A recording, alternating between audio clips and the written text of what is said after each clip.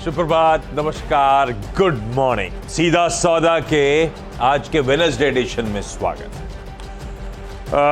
थोड़ा सा पस्त पड़ गए थे कल जाते जाते आखिरी के एक घंटे में, अदरवाइज अच्छा मूव, अच्छा मोमेंट, अच्छी ओपनिंग हुई, बढ़िया 18,400 के आसपास कंसोलिडेट करा, उसके बाद पस्त पड़ गए जाते जाते। और आज थोड़ा सा उस कल पस्त पड़ने के बाद, प्रॉफिट टेकिंग के बाद फर्दर प्रेशर माउंट होगा, इस तरह के इंडिकेशंस। SGX निफ्टी कह रहा है कि दबाव के साथ, और वो दबाव शायद 70 पॉइंट के आसपास के दबाव के साथ कामकाज की शुरुआत होगी। अक्रॉस एशिया इसी तरह का मूड है। दरअसल ओवरनाइट जो हमें यूएस से हैंडओवर मिला है वो कमजोर है। 2/3 से 1.25% का तीनों यूएस के बेंचमार्क्स पे, डाउ, S&P और नैस्डैक में दबाव था कल। वो डेट सीलिंग रिलेटेड सरदर्द जो है वो जा नहीं रहा है, मूड बिगाड़ रहा है, अनिश्चितता का एनवायरनमेंट बना हुआ है, वही इक्विटीज पे थोड़ा सा मूड पे हावी हो रहा है। लाइए भाई वो आज का ग्राउंड दिखाइए, आज की पिच।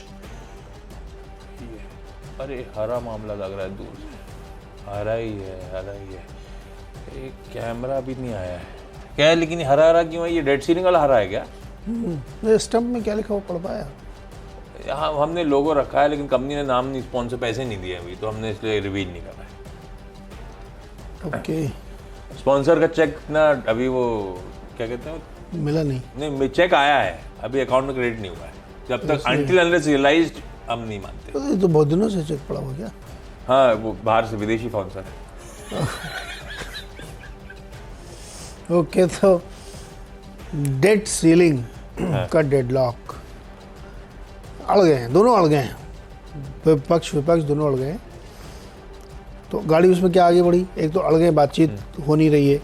दूसरा, जेनेट येलन चिल्ला रही कि 1 तारीख। तो जो रिपब्लिकन ये फार्मूला लेके आया था कि कटौती करो अपने खर्चों में, उसने कहा 1 तारीख क्या है, कुछ नहीं 1 तारीख को, तो 13-14 जून तक है, मामला चलेगा। ये कौन बोला?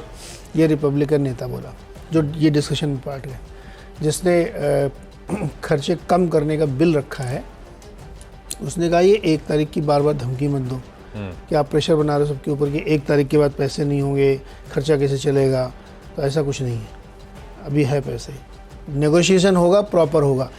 तो इससे एक आशंका बन गई है कि शायद ये मामला लंबा खिंचेगा और 1 तारीख को पता नहीं क्या होगा। अब कितने दिन बाकी? आज कितना तारीख? 24 हो गई, आज 25 होनी चाहिए, आज है ना, थर्सडे होना चाहिए, लेकिन 24 है आज। तो आप सोचिए कि 2 दिन छुट्टी भी है, सैटरडे संडे। तो 1 तारीख को क्या होगा? मार्केट इसी से घबरा रहा है। तो मैंने चार्ट के ज़रिए दिखाने की कोशिश की थी, जब तक ये बातचीत चल रही थी तब तक मार्केट इस होप में था कि कुछ होगा, लेकिन जब डेट को लेकर के झगड़ा शुरू हो गया कि 1 तारीख वाली धमकी मत दीजिए आप, देखा जाएगा जब होगा तब, तो उससे ऐसा लग रहा है कि मुश्किल आएगी। दूसरी बात एक और ये कह दी गई कि अभी कोई फर्दर मीटिंग की डेट भी तय नहीं है कि अब वो कब मिलेंगे, कब बातचीत होगी, क्योंकि दोनों अड़ गए। देखिए, उसमें प्रॉब्लम यह है कि अगर इंस्टेंट आप फैसला लें कि अभी का ये खर्चा कम कर दो इस साल के लिए, तब तो ठीक है। वो करें अगले 1 डेकेड के लिए करो, लंबा फैसला करो कि ये सब आप जो सरकारी पॉलिसीज़ पे खर्च करते हैं ना, वो कम करिए। तो ये मामला गया है फंस, मार्केट इसी से दुखी है। तो एक हाईलाइटर ये है जो कि लगातार चल रहा है, जब तक ये सुलझता नहीं मार्केट थोड़ा डरा सहमा रहेगा। दूसरा बहुत इंपॉर्टेंट है, जो मैंने LMVH यानी लुई वितौं वाली खबर आपको बताई थी कि वो मतलब टोटल जो इस तरीके के शेयर्स हैं उसमें $30 बिलियन का कल मार्केट कैप उड़ गया है। 5% ये गिरा, कई सारे गिरे, US में गिरे। सबको ये लग रहा है कि जो मंदी का असर है अब वो अमीरों के ऊपर भी पड़ेगा। अब तक वो के शेप में मज़े ले रहे थे, लेकिन अब इधर भी पड़ेगा, क्योंकि क्राउडेड ट्रेड है, बहुत हाई वैल्यूएशन है और लोग खरीद नहीं रहे हैं। तो यूरोप और अमेरिका में ये चिंता गहरा रही है, इसलिए भी मार्केट पे असर पड़ा है। तो इससे वो लोग बहुत खुश होंगे जो के शेप को लेकर के बहुत चिंतित थे। तो कुल मिला के इसीलिए ग्रीन है। अब बताओ आप क्या करोगे आज? कुल मिलाकर ग्रीन, क्योंकि डेट सीलिंग की कंसर्न्स बढ़ते हुए। खैर, मिला जो रुझान है अपना, तो क्या खबरें बताने का है कि अच्छी हैं कि बुरी हैं। तो उसमें सबसे पहले तो अच्छी बातें करते हैं। बहुत अच्छे नंबर्स कह लीजिए अशोक लेलैंड के आते हुए। ये कल हम लोग किसी के साथ, मैं कल गावस्कर के साथ स्टॉक पे चर्चा भी कर रहे थे, और ये नंबर्स वाकई अशोक लेलैंड ने जो डिलीवर करे हैं मजबूत नंबर्स है। नंबर्स आपकी स्क्रीन्स पर आएंगे। डायरेक्टर साहब रख दीजिए। हाईलाइट ऑटो कंपनीज के नंबर्स में होती है किस तरह का मार्जिन परफॉर्मेंस है, और मार्जिन परफॉर्मेंस अशोक लेलैंड का एक्सपेक्टेशन से बेहतर नजर आएगा आपको। मेरे लिए हाईलाइट था मार्जिन में 200 बेसिस पॉइंट्स का इंप्रूवमेंट। स्ट्रीट एक्सपेक्टेशंस थे इंप्रूवमेंट के, कोई 8.25 से बढ़कर 10.25% की उम्मीद थी, 11% ऑलमोस्ट 10.9% पे आते हुए। अच्छा ऑपरेशनल परफॉर्मेंस है, स्ट्रॉन्ग बीट है। अदरवाइज भी नंबर्स में कोई कंप्लेंट नहीं। आय 33% बढ़ी, बीटा 56% बढ़ा, मुनाफा, अच्छा मुनाफे को आपको मुनाफे में दबाव नजर आएगा जब आप रिजल्ट हर जगह देख रहे होंगे। 901 करोड़ वाला मुनाफा 751 करोड़ रुपीज हो गया है। पर अशोक लेलैंड के केस में दिक्कत यह है कि पिछले साल के Q4 के पैट में एक एक्सेप्शनल आइटम था 470 करोड़ रुपए का।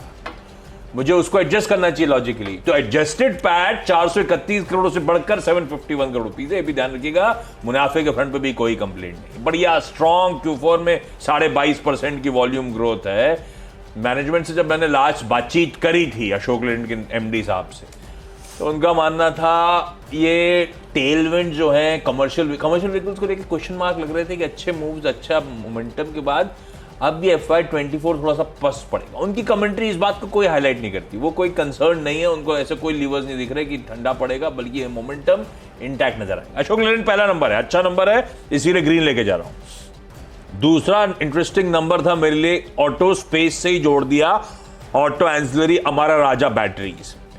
अमारा राजा बैटरीज को मैं कहूंगा ऑपरेशनली स्ट्रॉन्ग। आय में 11-11.5% का उछाल, इबीटा उसके सामने, आय 11% बढ़ी, इबीटा 53% का जंप, तो 10% के मार्जिन बढ़ के हो गए 14%, टू बी प्रिसाइज 13.9%। कन्वीनियंस के लिए 14 बोला, 400 बेसिस पॉइंट्स का मार्जिन में जंप, और इसीलिए मुनाफा 41% इंप्रूव होता हुआ। अच्छे नंबर, स्ट्रॉन्ग ग्रोथ है ऑटोमोटिव और इंडस्ट्रियल एप्लीकेशंस दोनों सेगमेंट्स में, जिसमें एक कंपनी बैटरीज मुहैया कराने की कोशिश करती है। और इंटरेस्टिंगली अगर इन नंबर्स का आकलन करें तो ये कंपनी अब अपना मार्केट शेयर इंप्रूव कर रही है, चाहे वो OEM हो चाहे आफ्टर मार्केट। ये रखिए रडार पे, अच्छे नंबर्स के दम पे। अगला है लिंडे इंडिया, जिसकी चर्चा तो मेरे ख्याल से 2020 ऑनवर्ड्स बहुत, 2019-2020 ऑनवर्ड्स बहुत हुई कोविड टाइम से। पर लिंडे इंडिया ने बहुत तगड़ा रिलेट करा अपने आप को। 500 ऑड वाला कंसोलिडेट करता हुआ स्टॉक आज 4000 के लेवल्स पे खड़ा हुआ है। पर कंपनी गजब है, इंडस्ट्रियल गैसेस में राज्य है। स्ट्रॉन्ग नंबर्स, बाजार रियलाइज करता है पोटेंशियल। आय 18% जंप, एबिटा 41% का इंप्रूवमेंट, मार्जिन 24.5 वाले 29%, 500 बेसिस पॉइंट का इंप्रूवमेंट, और इसलिए मुनाफा 50% का जंप दिखा रहा है।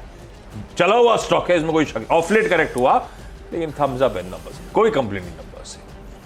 ओके, अगले मेरे जो 3 स्टॉक्स में, एक तो सीक्वेंट साइंटिफिक वाला स्टॉक है, कमज़ोर नंबर है इसके, नेट लॉस 93 करोड़, पहले 8 करोड़ का प्रॉफिट था। Revenue 4.5% down 366 crore, margin destroyed. तो मुझे लगता है कि दिक्कत है इसमें, रेड में रखा है। थायरो केयर, इनके भी नतीजे जो है काफ़ी कमज़ोर।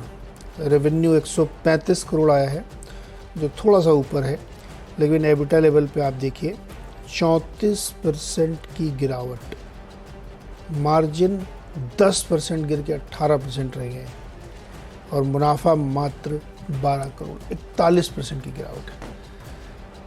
ये इसमें क्या कुछ बोनस आया था क्या? पहले 11-12 नहीं पिटे जा रहा है, पिटा के 470 पे आ गया है। बड़ा सही समय पे जो इनके मालिक थे उन्होंने बेच दिया था इस कंपनी को, बहुत टाइमिंग सही थी उनकी।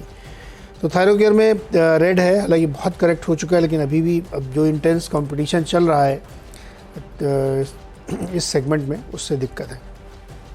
तीसरा, लेकिन फोर्टिस हेल्थ में अच्छे नतीजे हैं। मुनाफा देखिए 58-59% की ग्रो करके आया है, और ऑपरेटिंग नंबर भी 22% इम्प्रूव हुए हैं, और मार्जिन मेंटेन किया, रादर 0.4% बढ़ा है। कल हमने नारायण हृदयालय आपको बताया था, बहुत अच्छे रिजल्ट्स थे, और स्टॉक ने ऐसा रिएक्ट भी किया था। तो हॉस्पिटल सेक्टर में बढ़िया रिजल्ट आ रहे हैं और फोर्टिस हेल्थ उसी कड़ी में है।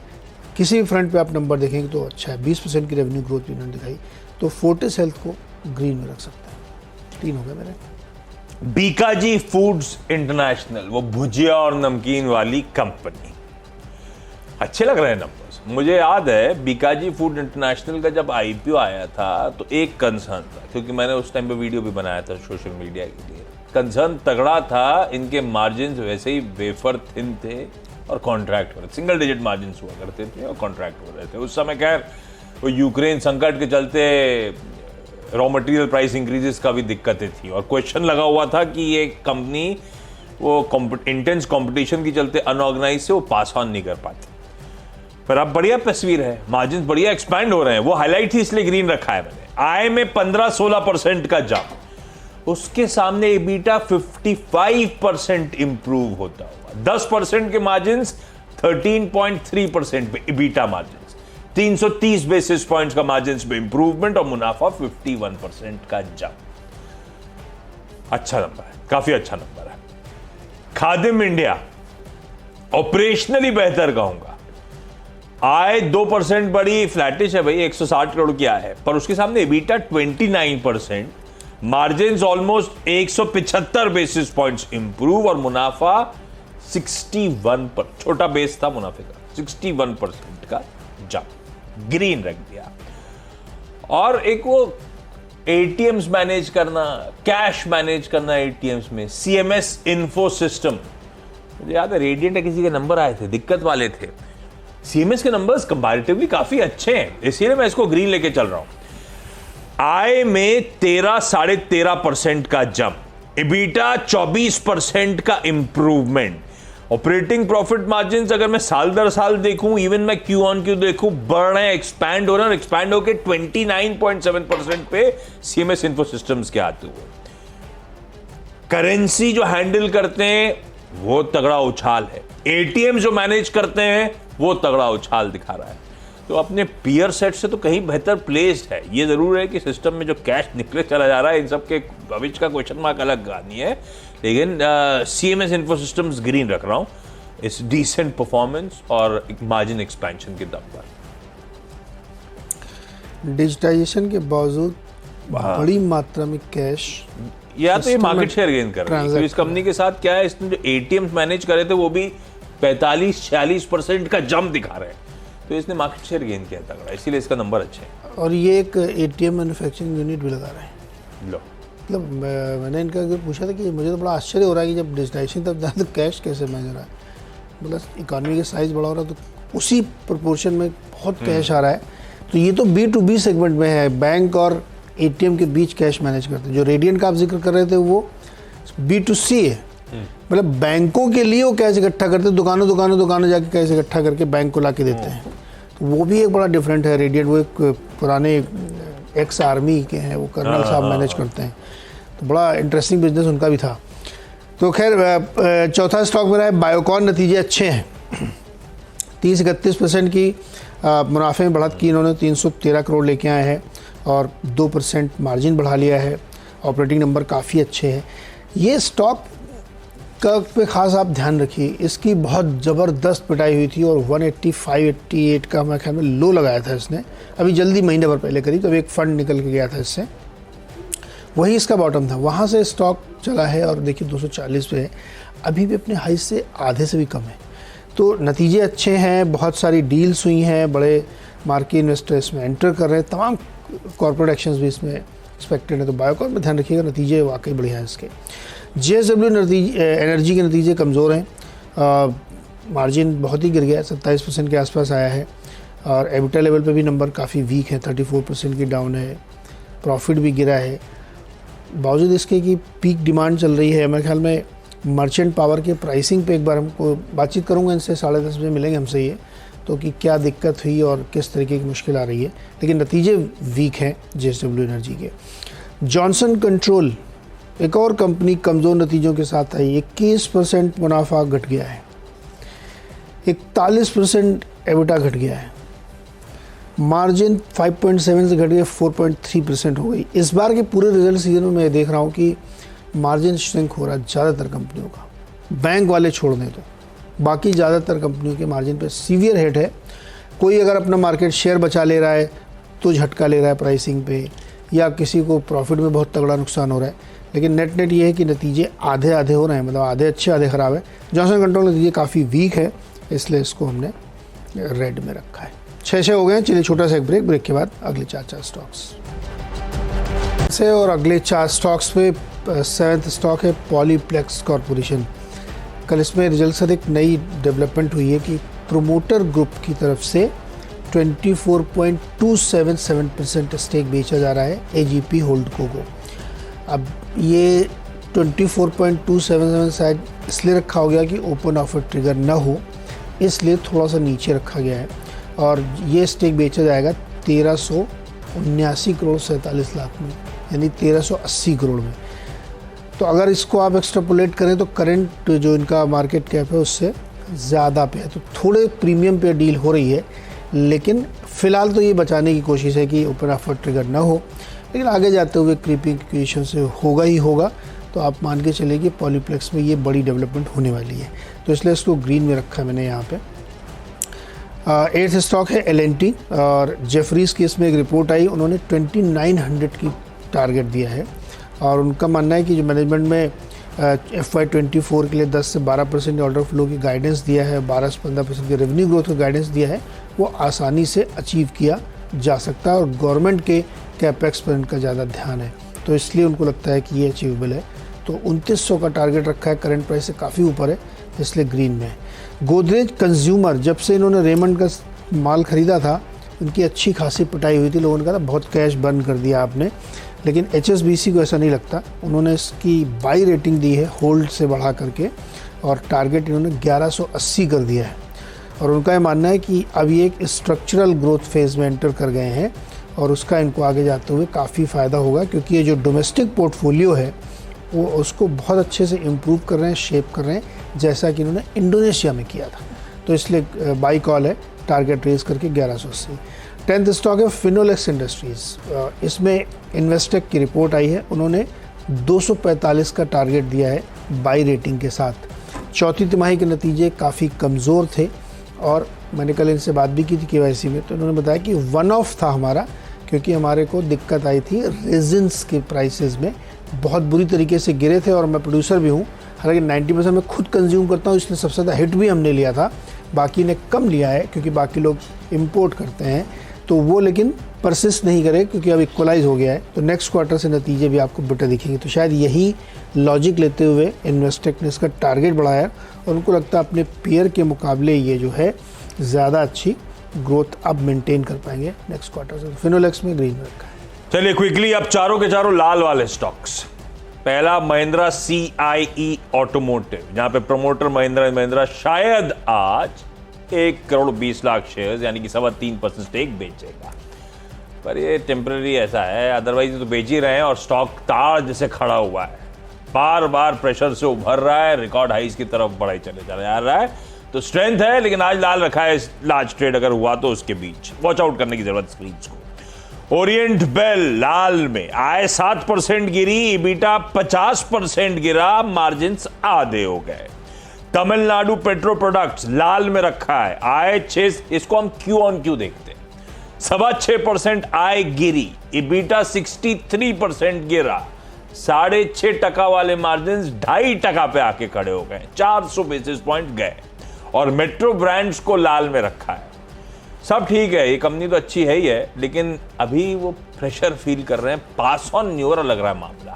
आय 35% बढ़ी, EBITDA केवल 10% बढ़ा, मार्जिन 600 बेसिस पॉइंट्स के आसपास, 500 से 600 बेसिस पॉइंट्स कॉन्ट्रैक्ट करते हुए। क्विकली छोटा सा ब्रेक, 10 स्टॉक पूरे, ब्रेक के उस पार इन टीम्स का क्विक रैप अप।